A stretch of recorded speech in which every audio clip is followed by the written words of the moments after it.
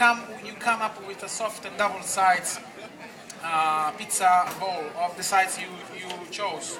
You choose. Sorry, my English is very bad. Basically, thank you very much indeed. You basically use a pizza scraper, and without damaging the dough, for the same process, we gotta put love into this. Slowly, you take it from your pizza tray. See how soft is this mass? This is particularly, it's dough for pizza napoletana, which is very delicate. It's very soft, and it's the pizza that I like to bake most.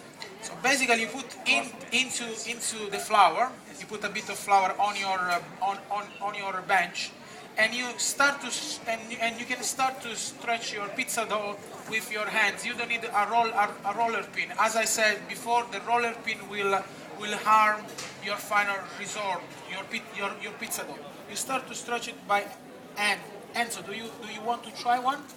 Why not? Come on, it's easy. Give it a So go. you basically start to This one? I'll take another one. No, this one is special. I'll show you later on. So you basically start to do this. You don't touch the edges. Can you see that? Okay. So you basically try to stay inside your pizza dough. We should have a mirror here. Yeah, we couldn't Okay. fit it underneath. I try to explain as best as I can. You take another one. I take another one. You don't have to squash it. So basically, you do like this. You go inside, and then you can fold your pizza on your hand and pull it back. Follow your hand and pull it back. Pull back. In that way, you also get rid of the excess of flour. That see, it's done. You don't need a roller pin. God gave you beautiful hands. Use it. This is your pizza base. You don't need to put the semolina or all that other fancy stuff under. You just need a touch of flour like this on your pizza bench. Make sure that on your pizza bench, on your marble bench, on your stainless steel bench, make just sure that you don't have any water, any moisture. So the pizza will slide basically on the tools. And if we can fit in that tiny oven, which is the most challenging thing, besides to speak the entire time in English. So basically, you take the sauce. I explain you how to make the sauce. Just take the peeled tomatoes, squash them, put a touch of salt, a pinch of salt, and that's it. That's it. You don't need to boil them. You don't need to make passata, bottiglie, and all the stuff there. You just take a little bit of sauce, so just like a spoon of sauce. You start from the middle, okay? And with this part of the spoon, the round part of the spoon, you start to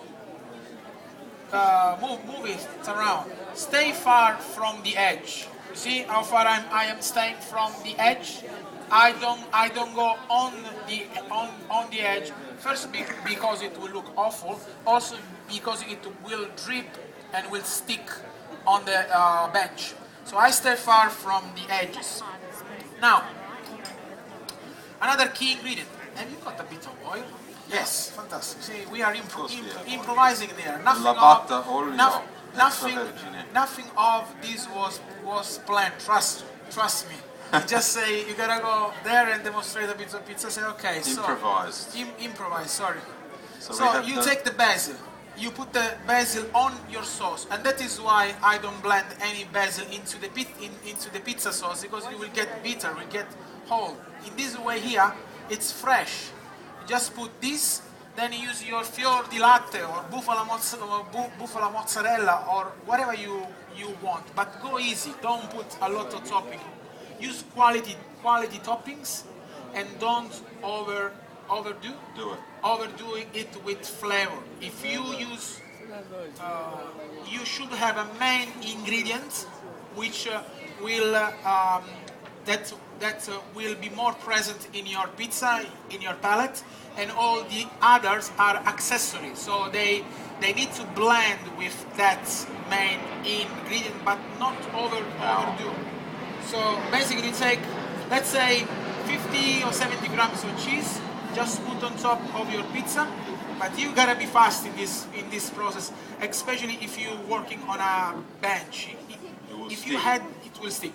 If you had this in a tray, it will be easier. You can move the tray around. Here we gotta work fast because bench is getting hot.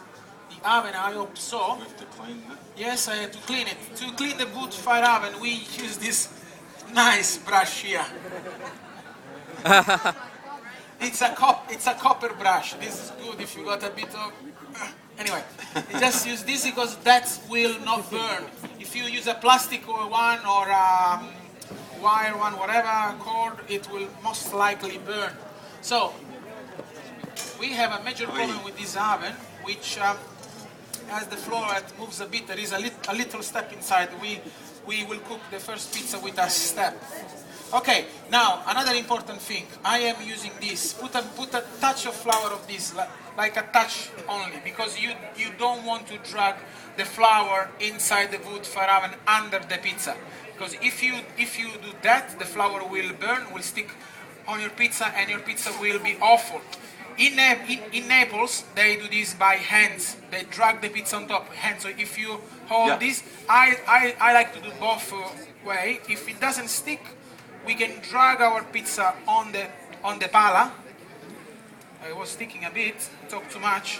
It's all right. It's looking good. And put oil after because it's too late Put now. it at the back or at the front? Whatever, it comes easier. Shit. Ah, All yes. right. There. The god of pizza is helping me. Now, in a normal environment, like in a big wood fire oven, probably heat of 450 degrees